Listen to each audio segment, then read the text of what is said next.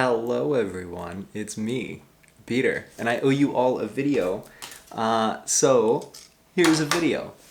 What have I been doing? Well, I graduated a while ago, and then I had my graduation ceremony a little bit after that, and then I started looking for jobs, and I found some jobs. I found multiple jobs.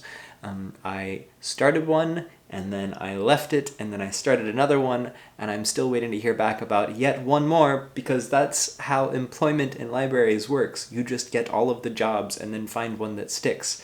But I guess the one that I'm really excited about that I just started a couple weeks ago is at a public library, and I just wanted to take some time to tell you about some of the highlights that have been happening for this, things that I never expected. So, little context, I've never worked at a public library before. I've done basically reference services in other capacities as an intelligence analyst and an interpreter, but working in public libraries has been a treat. And so here are a couple of the highlights. The first one, on my second or third day, I was sitting in a library and we were kind of in a break after some training, and I was sitting at the reference desk, and this tiny little patron comes up and is like, "Hi, I'm looking for information about crows." And I was like, "Oh, cool." Context, I have a family of crows that live outside my house, and we are very good friends.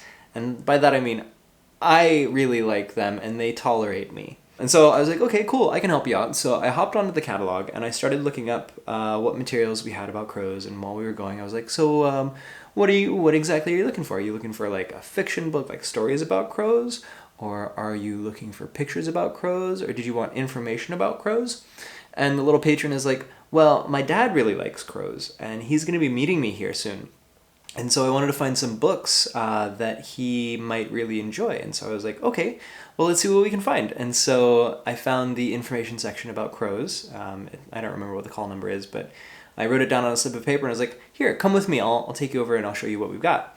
And so we walk over and I find the book that I had found. And I'm like, here's the book you're looking for. But also, just so you know, here's an entire section of books about crows. And so, you can look through all of them. And the tiny patron was like, oh, this is so great. And they just plopped down and just started looking through books about crows. And it was the most precious thing. And I just, I died, y'all. I died. And then I came back to life because I didn't want to worry them. And I went back to the information desk after confirming that they didn't need anything else from me.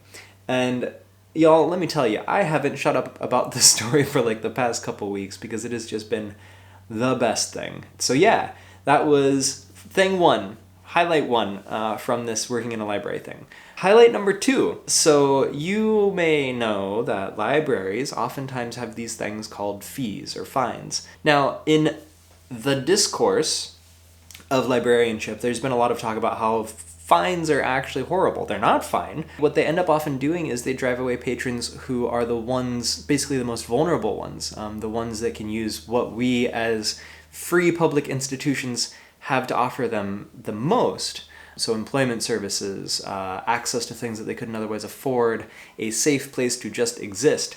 And so on that same day when I was helping a patron out find crow information, my supervisor was like, yeah, if someone ever comes up to you, or if you're checking out a book and you find out someone has fees due or fines due, just get rid of them. Have a talk with the patron to find out what happened, because, it's important to understand how we can improve our service model, but ultimately, as a librarian, you are authorized. You have the power to help make this institution more friendly and more welcoming to people. This has been a thing that I think about a lot, and lots of librarians think about a lot, about how what we do disenfranchises the folks that we exist to serve. And so when my supervisor said, just forgive the fines, it doesn't hurt us, it makes sure that these people are coming and getting the stuff that we can offer them, I died yet again for the second time that day. But then I came back to life because I actually wanted to experience the joy of forgiving some people's fines. Hasn't happened yet, but keep in mind, I'm still in training. Well, except as of today, I'm done with training. But yeah, so that's been really cool.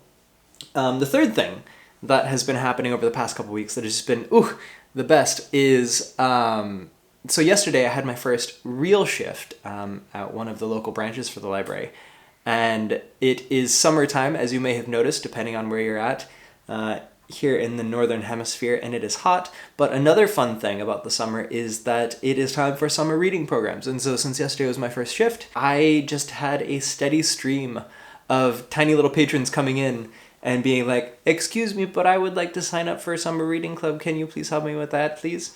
And me being like, yes, I can do this. And so I've been giving the spiel of, yeah, all you gotta do, here's this nifty little calendar, just every day that you read for 15 minutes or more, or get read to for 15 minutes or more, just check it off this calendar. And once you've got 50 of those, you come in and we'll give you a medal. And the kids are just like, a medal? And they're like, wow. Because our system gives out medals for completing the challenge, and I think it's just the best. And so having that opportunity to just like repeatedly get that little dopamine hit of seeing kids light up when I tell them that they get a medal has just been the best. And then aside from that, just various reference questions that I've been getting, helping folks find information about obesity in America. And like someone came in looking for information about like the food industry, the transnational food industry. Like, what? I have a friend whose name escapes me at the moment. He's a fellow librarian out at, gosh, where are you? On the East Coast of America. He was at ThinkerCon with me, and he gave an excellent talk at ThinkerCon talking about how, like, librarianship is basically you get paid to be professionally curious. And I gotta say, I've been a little taken aback at how thrilling this has been to just be able to take people's questions and help them find the answers to it. It is so much more gratifying than I was expecting. Like, I've always enjoyed doing that, but to do it and get paid for it and just be able to see a person through from the very beginning of where they ask their question to the resolution of like, I know the answer, or I know where to find the answer, or I have the resources that I was looking for, has just been such a thrill. And that has just been so great. And so I think I picked the right profession. So that's been how things have been going for me. I'm still, as I mentioned way at the beginning of this video, I'm still waiting to hear back from a potential employer, but regardless of what they tell me, I will probably be staying at this one for a while because it's been a really great opportunity. And, you know, they offered me story time, so I will be getting to do story time, and I am thrilled. So that's all I've got. I'm very overdue on videos, so if you have any questions about librarians, librarianship, library school, let me know. I actually went to Vancouver Public Library the other day because they have this place called the Inspiration Lab, and I recorded me answering some questions that I've gotten over the years in front of a green screen, which was very fun. It all starts with a question. Oh man, my nose. Except I was a little sick at the time, and so I quickly became a little loopy and didn't remember to film like an ending.